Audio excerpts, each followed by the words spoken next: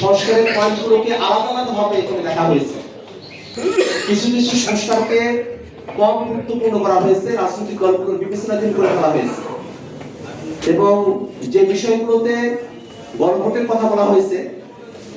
সেখানে বলা হয়েছে তত্ত্বাবধায়ক সরকার, নির্বাচন কমিশন এবং অন্যান্য সাংবিধানিক প্রতিষ্ঠান সমূহ জুলাই সনদে বর্ণিত প্রক্রিয়ার মধ্য দিয়ে সেগুলো গঠিত হবে।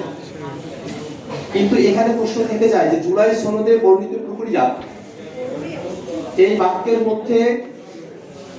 এই অস্পষ্টতা রয়ে গেছে যে সেটা কি নোট অফ ডিসেন্ট সহ জুলাই সনদ, নাকি নোট অফ ডিসেন্টের কার্যকারিতা বিহীন জুলাই সনদের যে ভাষ্য সেই অংশটি। যেহেতু এই জায়গায় একটা অস্পষ্টতা রয়ে গেছে যে জুলাই সনদের প্রক্রিয়া অনুযায়ী এটাকে বাস্তবায়ন করা হবে, এবং নানা পক্ষ এখানে রয়েছে যারা আসলে নোট অফ ডিসেন্ট সহকারে জুলাই সনদকে এবং এই গণভোটের ফলাফলকে তারা দেখতে চান, তারা যদি মতপ্রাপ্ত হন সেক্ষেত্রে এই জুলাই সনদে বর্ণিত প্রক্রিয়া সেটাকে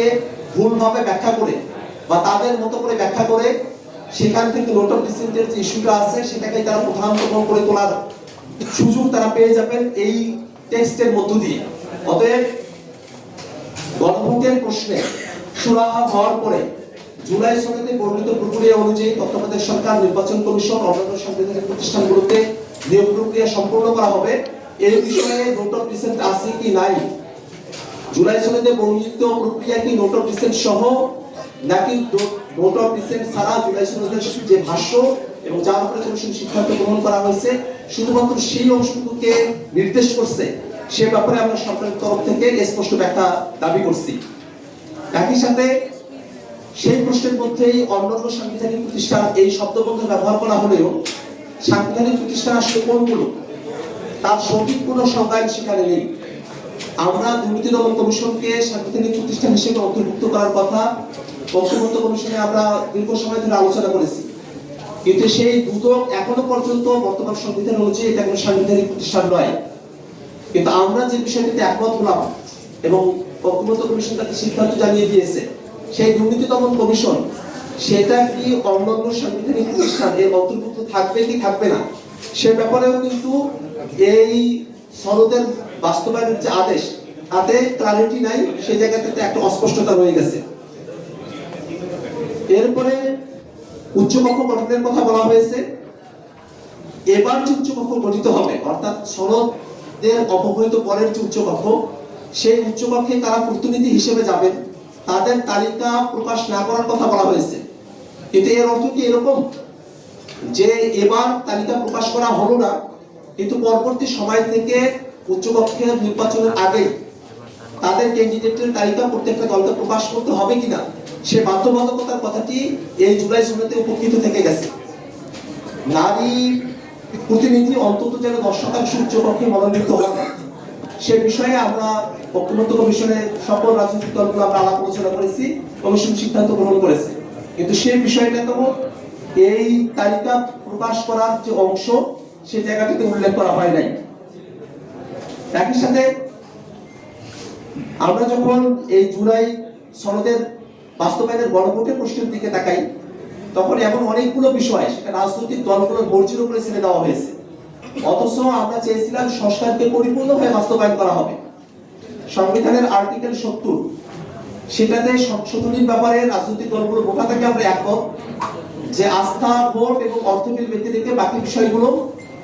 কিন্তু বিষয়টা এমন ভাবে সেখানে উল্লেখিত হলো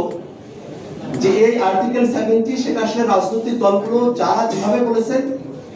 গণভোটের সিদ্ধান্ত পাশ হলেও তারা তাদের মতো করে করার এখতিয়ার রাখেন।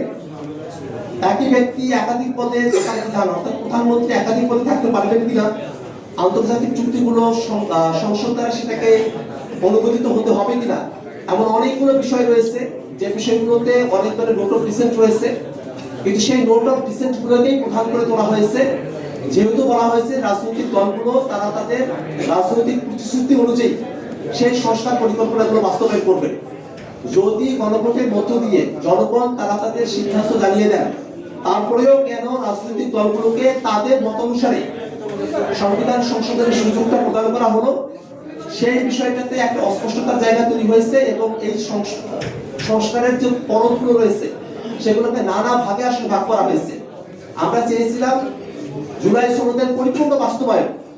কিন্তু এই আদেশের মধ্যে জুলাই সনদের সংস্কার প্রস্তাবনাগুলোকে কয়েকটি ভাগে ভাগ করে সেগুলোর মধ্যে গুরুত্বের বিচার অগুরুত্বের বিচার তৈরি করে এটার আংশিক বাস্তবায়ন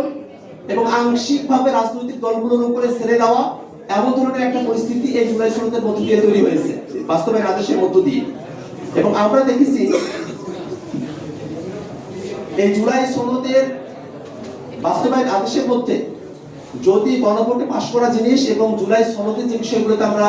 একমত হয়েছি এবং কমিশন সিদ্ধান্ত গ্রহণ করা হয়েছে, সেটা যদি সুনির্দিষ্ট সময়ের মধ্যে বাস্তবায়ন করা না হয় সেক্ষেত্রে কি ধরনের ফলাফল তৈরি হবে সে বিষয়টা কিন্তু এই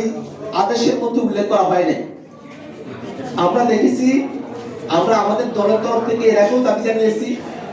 যে গণভোটের যে ফলাফল সেটা যেন বাধ্যতামূলক থাকে, সেই গণভোটের ফলাফল থেকে যেন কেউ দূরে সরে না আসতে পারে। এর আগে কমিশন যখন সুপারিশ প্রেরণ করেছিলেন, কমিশন এই কথা জানিয়েছেন যে যদি পরের সংসদ সুনির্দিষ্ট সময়ের মধ্যে এই সংস্কার প্রস্তাবনাগুলোকে সংবিধানে অন্তর্ভুক্ত করতে ব্যর্থ হয়